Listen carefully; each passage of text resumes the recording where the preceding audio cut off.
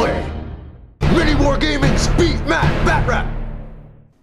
Welcome back to Beat Matt Bat Rap. Cadians, or Canadians versus Necrons, round 4. So Imperial Guard are moving up. They have this round of shooting to try to annihilate those Lich Guard and Scarab Swarms. If they can do that, most likely the game is theirs, as he has 3 objectives on his side of the board.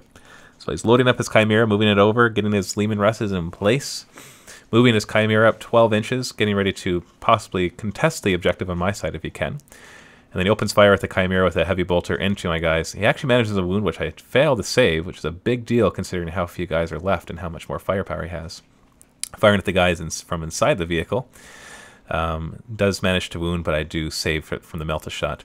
Leman Russ fires in with his battle cannon. Scatters a little bit, still manages to hit like 5 or 6 of them. Then the heavy plasma cannons fire in. Scatters a little bit, still manages to hit one.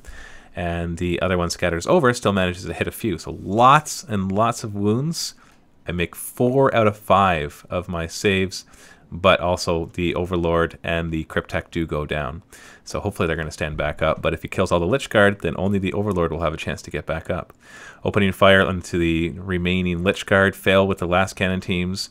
Other last cannon team fires in there, manages a wound, which I do save as well. Other Leman Russ, desperate to kill it, fires as well at point-blank range. It scatters over and hits the Immortals instead, inflicting lots of wounds. 3 Immortals do go down. The rest make their cover save.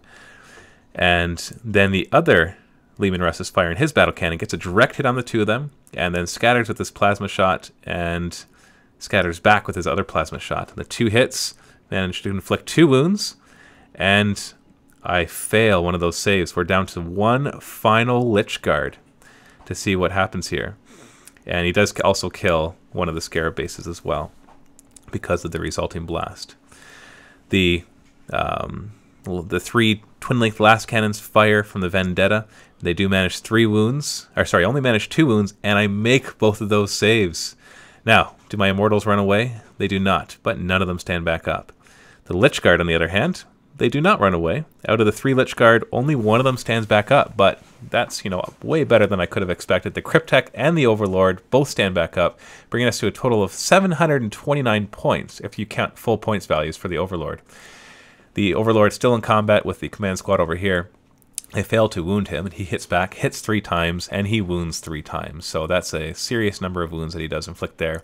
His commander tries to run away, but does get overrun by the Overlord, who then consolidates towards the Leman Russ, who has not moved. Going into Necrons Turn 4, that was a critical shooting phase, by the way, because they did not kill the Lich Guard. It's there's still some heavy firepower I have right there, or at least heavy close combat power. The Warriors move over to get ready to take on that Chimera, hopefully trying to take it down or immobilize it at least so it can't come and contest the objectives. The other Immortals move around to go after the heavy weapon squad. The Overlord with his couple remaining Lich Guard move up against the tanks. The Scarab Swarms move up as well, but they're dwindling in numbers, so we don't have a lot of attacks. Tons of rapid firing from the Warriors into the Chimera. It manages lots and lots of glancing hits.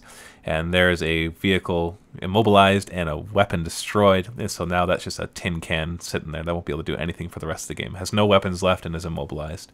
So I have no reason to even worry about it anymore. Firing into his heavy weapons team up in the building. Finally fails one of his cover saves. And then they have to make a morale check to see if they run away, but they're fine.